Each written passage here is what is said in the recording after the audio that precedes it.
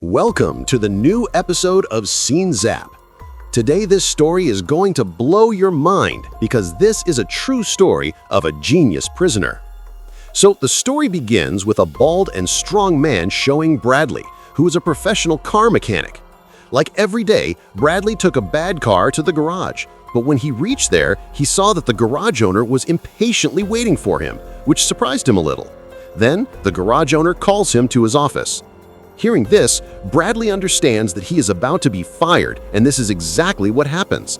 The owner tells him that nowadays the garage is going through a financial crisis, so he is forcibly firing some workers. But this was just an excuse, because Bradley is a tough guy, whom the owner wanted to fire to keep a man on the job who would do his hard work. Now, because Bradley was a tough guy, he goes to the locker room without him and quietly leaves for home with his car.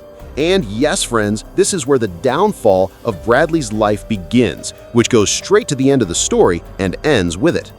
Anyway, Bradley stops his car in front of his house, and then he sees that his wife, Lauren, was sitting in her car and talking to someone on the phone. Bradley suspects her, so to find out the truth, he looks at her for a while, and when he believes her, he immediately goes to Lauren and asks her to open the car's door. His wife says, "Today we came back from work very early." Then Bradley sees someone's lips on his neck and says to Lauren, "Give me your phone." But Lauren refuses to give her the phone, to which Bradley snatches his phone and his suspicion comes true. She was talking to a stranger on the phone. Bradley tells Lauren to go inside the house in anger. Lauren says, "Listen to me. I said go inside the house." Then Lauren quietly went inside the house. Now, as it was, he was fired a while ago, and now his wife's affair, with which he was even more upset. So he started taking all his anger on Lauren's car. See for yourself. Yes, he was so angry that he did not know when his hands were badly injured. After this, he calms himself and goes inside the house and asks his wife how long he has been with another man. Lauren tells everything that he's been having an affair with someone else. Actually, Bradley's wife had an abortion a few days ago, because of which she was sad, and often Bradley was busy in his work, because of which Lauren was alone at home and felt very sad. And to fulfill this lack, she had to take the support of another man. Bradley realized after hearing her that he should have given time to Lauren, and he also apologizes to Lauren for this, and he says that from today and from now on, both will start a new life. Lauren agrees. After this, Bradley tells Lauren that he has been fired, and from now on he will work for a man named Gil, who is a drug lord. Hearing Gil's name, Lauren clearly refuses that he will not work with Gil, and says, "You said that you will never work with Gil." Bradley says, "Yes, but in such a situation we can't live like a happy family. To run a family, money is needed, and for now I have no other way." He also tells Lauren that he will do this work with full caution. After this, the story goes on for 18 months, where Bradley's job was to find a drug courier in an apartment who used to deliver packets to all drug dealers. After meeting that dealer, Bradley gives him his stuff, and after finishing his work, he returns home. And now Bradley's life had completely changed because he was making a lot of money from this job. Now he lives in a big house, and he has 2 or 3 luxury cars. And in a few days, Lauren is going to give birth to a baby girl, which will increase their happiness. But as they say, the result of wrong work is always wrong. Anyway, Bradley comes to the bedroom with Lauren, but as soon as the two get a chance to talk to each other, Bradley gets a call from Gil, who immediately calls him home. Then Bradley immediately takes his car and goes to meet Gil. Lauren's face clearly shows that she is not at all happy with Bradley's work. Here, in a little while, Bradley takes his car and reaches that place, and here we meet drug mafia Gil, for whom Bradley works. After meeting, both of them talk about business. Gil tells that he has a friend named Eliezer, who has a big reach in Mexico. He has to do an important job. After a while, Eliezer also reaches there with his 2 men, Roman and Pedro. Then Eliezer tells Bradley that he has to do an important job, and in this work, his men Roman and Pedro will also support him. But Bradley clearly forbids him because one of his men, Roman, seemed to him to be very drunk. He was afraid that Roman would work carelessly and without thinking, which could get him caught by the police. Eliezer, while protecting his 2 men, says that he is his most talented man, but still Bradley forbids him. Gil talks to Bradley alone and explains to him that this work can prove very beneficial for him. Gil also promises that when Bradley's child is born, he will get a 3-month leave. After a little thinking, Bradley agrees and tells Eliezer that he will take full responsibility for this work, and during the work, his 2 men will have to obey him. Eliezer agrees. Then Bradley takes a small test of Roman and asks him, "Roman, if I tell you to throw away the stuff, what will you do?" Roman replies, "I will throw it away." And with this, a compromise between the two is made. After this, the three reach a port, but before boarding the ship, Roman starts driving his own way. Before Bradley gets angry, he tells Pedro Roman that Roman has made a compromise between us. We will have to listen to Bradley. Then Bradley drives the boat himself and reaches the location. Carefully looking around, stops the boat. After this, Pedro gets into the water wearing a diving suit and takes out a box from below. Guess what will happen in that box? I tell you, there is nothing else in that box, but there are drugs worth $3 million which were hidden there. Then they take out all the packets from it and throw the box into the water and return to the port. But on the way, Bradley suddenly throws his packet into the water and tells both to do the same. But Roman and Pedro ignore his warning and beat Bradley instead. Bradley keeps his anger under control and lets them go, and himself starts moving towards the boat. And here, as soon as both come a little ahead, the police suddenly surround them and bullets start firing from both sides. Bradley did not want to be caught, so he thinks of leaving quietly, but then he hears the voice of the police, who are asking for help. Bradley thinks that he will help the police as a common man, so that the police will not suspect him. Then Bradley goes from behind and first shoots Pedro, and then Roman too.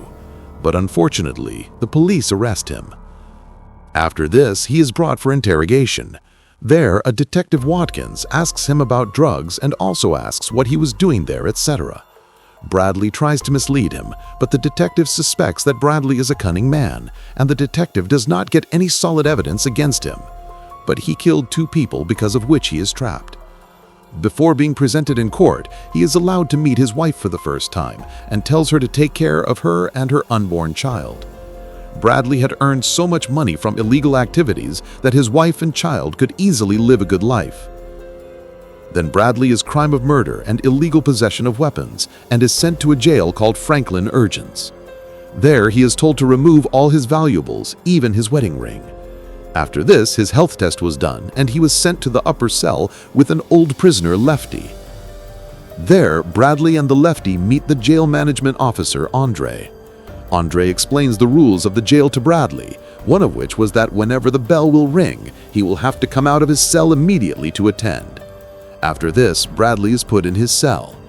Inside, he starts cursing himself that why did he work with the police? When it is time for the execution, all the other prisoners come out of their cells and stand up. But Bradley is still sleeping by selling horses, which means sleeping deeply, due to which all the prisoners have to remain hungry. And when Bradley comes out after a long time, Andre gets angry at him and says, "I told you the rules, right?" Andre gives him the last warning that he will have to remain disciplined from now on, and all the rules of the prison will be followed. When Bradley wakes up, he realizes that someone has entered his house. Lorraine immediately takes out a gun from the drawer, and whoever they were, maybe they came with the intention of kidnapping him. And then suddenly Lorraine is attacked by a taser gun, and she falls unconscious on the ground. The scene shifts back to Bradley, where the Lefty tells him that someone has entered his house. And when Bradley reaches there, he meets a female doctor, Denise. Denise tells him that he got a call from Dr. Placid, who is his wife's doctor. Dennis tells him that Dr. Placid has told him that Lorraine is having a lot of problems in her pregnancy, and he wants to meet her at 10 a.m. tomorrow. Bradley is a little surprised to hear this, because Lorraine had never told him about a doctor named Placid. But Bradley did not know him at all, because he was actually not Lorraine's doctor, but he was the man of Eleazar who was pretending to be a doctor. Then he tells that due to the failure of the last deal, his owner Eleazar has lost $3 million, which is about 27 crores in INR. After this, Dr. Placid shows him a picture of Lorraine that he has kidnapped. Dr. Placid says that Eleazar is very angry with you, and he will kill both your wife and unborn child, but on one condition he will not do this. Then there is a deal between the two. Bradley is told that he will have to kill a man who has been sentenced to life imprisonment, and that man is locked in Redcliffe Jail Block 99, whose name is Christopher. Dr. Placid tells Bradley that if he goes to Redcliffe Jail Block 99 and kills a man who has been sentenced to life imprisonment, then Eleazar will forgive him and his wife and children will also be released. Hearing this, Bradley is completely disillusioned. He does not understand whether he should do this or not. After this, Andre is being taken back to his cell. Suddenly, Bradley takes off his shoes and attacks Andre and starts beating him. Bradley is doing all this on the condition that he is transferred to Redcliffe Jail. Andre also gets angry with his behavior and starts beating Bradley with his baton. And finally, Bradley beats Andre and breaks his one arm. Then, hearing Andre scream, the other guards come there and handcuff Bradley and take him to the cell below. But Bradley had to reach Redcliffe Jail, so he starts fighting again and beats all 3 guards. Seeing this behavior of Bradley, a guard starts giving him electric shocks with a taser gun. And this is where his plan works, and he is transferred to Redcliffe Jail as a dangerous prisoner. And when he reaches Redcliffe, he meets the jail's scoundrel warden Tags and his 4 men. Tags tells him that you made the biggest mistake by coming here. Redcliffe Jail is very strict, and the security here is very tight, and you will get facilities like hell here. After this, Bradley is taken for an investigation. After the investigation is over, he is transferred to Block 59 instead of Block 59. Bradley is surprised to see the cell. He remembers some of Tag's words that he will get facilities like hell here. He sees that his cell was very dirty because the last Hagnu prisoner had left a potty in the cell whose smell was out of tolerance. But Bradley was ready to bear all this for his family. So he quietly took off his vest and covered his nose with it and went to sleep. After a while, a guard knocked on the door of his cell and he was allowed to go out for 60 minutes to get fresh air. He comes out and starts looking for Bradley Christopher. Then a man comes to him whose name was Derek. Bradley asks Derek, "Do you know Christopher?" Hearing this, Derek clearly said that there is not a single prisoner named Christopher in Redcliffe Jail, which surprised Bradley. Then Bradley thinks of going to a group of prisoners who are exercising in front of him, but Derek forbids him to go to them because they are all psychos. But Bradley still goes to them, after which the prisoners get angry at Bradley. Bradley also starts provoking them to fight. And here too, Bradley starts beating them up, and he was doing all this on purpose so that he would be put in Block 99 as a dangerous prisoner, where he could go and kill Christopher and save his family. Then a guard fires air to stop their fight. Then as soon as he hears the sound of firing, the guards reach there. But Bradley again caused a ruckus and beat up the guards. Finally, Tegs reaches there and asks the guard to cover Bradley's face. Then his face is covered and put him directly in Block 99, which is an underground cell that is in the dungeon. Then to take Bradley there and first destroy him, he was put in his cell wearing a remote-controlled electronic shield, where glass pieces were scattered all around. Then Tegs gives him an electric shock and makes him unconscious. The scene shifts once again to Lorraine, where he was kidnapped. His condition has deteriorated a lot. And there we also see Dr. Placid, who is taking his picture. And with him there is also a Korean abortion specialist with whom we clearly know that they are going to abort Lorraine. The scene shifts again to Bradley, who is lying unconscious in his cell due to the electric shock. And when he comes to his senses, he shouts the name of Christopher loudly. Then the prisoner who min to the next cell tells him that there is no prisoner named Christopher in Block 99. Bradley is surprised to hear this. Then some guards come there, hearing his voice, and bring him out of the cell and start giving him electric shocks. After this, one of them tells Bradley that Christopher wants to meet you. After which he is taken to the cell of Christopher, and there is a big summary of the story which Bradley is very surprised to see. Actually, there was not Christopher but Elijah, and the same psycho prisoner who was beaten by Bradley a while ago. Actually, Christopher was just one move of Elijah, so that Bradley could be somehow changed by bringing him to Block 99. Because Elijah has lost $3 million because of Bradley. And also because of Bradley's being caught, he was also caught. On top of that, Bradley also killed Pedro, who was his sister's husband. That's why now he wants to take revenge on Bradley. He has also paid those guards and turned them towards himself. After this, Bradley is repeatedly electrocuted by electric shocks. Then Elijah shows him a picture of his wife which was sent by Dr. Placid. Elijah tells him that now neither he will survive nor his family.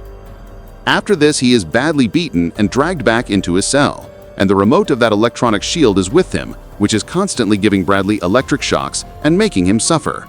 Bradley is completely paralyzed and exhausted because all his efforts to save his family were now in vain. After this, he talks to the prisoner of his next cell, and during that time he puts a scheme and takes out the sole of his shoe and puts it on the sensor of the shield, which stops him from getting shocks. After a while, the guards come again and take him to the corridor to see if he's right or not. And when those guards tell him to go back to the cell, Bradley makes an excuse and says, "Let me get some fresh air for a while." The guards start giving him shocks again when they don't listen, but they don't even know that the shield has stopped working. But Bradley pretends to be shocked in front of them, and on seeing the opportunity, he suddenly attacks both guards and even kills one guard, seeing which the other guard gets scared that he is Yamaraj. Then Bradley takes the key from that guard and locks him in his cell. After this, Bradley goes straight to the cell where Elijah is. There he first meets those psycho prisoners, whom Bradley kills one by one in a bad way. He crushes someone's face with his feet, breaks someone's eye and kills him, and beats the third and last prisoner like a dog and kills him. And in the end, he kicks his face so hard that the bone in his face breaks. Now think a little. Elijah, because of which he got away from his wife and child forever, what he is going to do with him. First of all, he punches him hard and drops him on the ground. Then he snatches his phone and threatens him to call his men and stop Lauren's abortion. But Elijah is stubborn and refuses to listen to Bradley. Then Bradley breaks his right leg and finally believes Elijah and stops Lauren's abortion. Also, Bradley tells Lauren to take her to Gil. After this, Bradley drags Elijah into his cell and puts him in the cell with the guards. But as soon as he closes the door of the cell, Taggs and his men reach there. Taggs asks about both his men. Bradley replies that one of his men is dead but one is still alive, and if he opens the door he will kill him too. Actually, Bradley is waiting for Gil's phone so that he can find out that his wife is now safe. On the other hand, at the behest of Elijah, Dr. Placid and the same Korean doctor, Bradley's wife, are taken to Gil and left him safely with Gil. Dr. Placid also has a gun on Gil so that he does not do any trick. But as soon as they go a little away, Gil suddenly pulls out a sniper and shoots Dr. Placid in the head and kills him. Then Lauren takes the sniper and kills the Korean Dr. Placid who came to aboard her. Here Bradley gets a call from Gil who tells him that Lauren is now safe and from now on he will take care of her. Then Gil calls Lauren, after which Bradley says the last words for his unborn child, that being a good person, being healthy, being sensible, and living a good life. Bradley is very sad because he knows that now he will never be able to see his child. Out of anger, Taggs standing in the cell asks him, "Now your crying is over?" To which Bradley says, "Just give me one more minute." Then he goes back to his cell and starts killing Elijah mercilessly. He kills him until his head does not separate from his body. Finally, Taggs' patience breaks and comes inside and shoots Bradley in the head, and Bradley dies there. And with this, our story today ends here, with which we learn that like Bradley in our life too, sometimes problems break, but it does not mean that we choose the wrong path. Remember this, a friend's wrong work always results in wrong, as happened with Bradley. If you enjoyed this video, then do subscribe our channel and like this video. See you in the next video.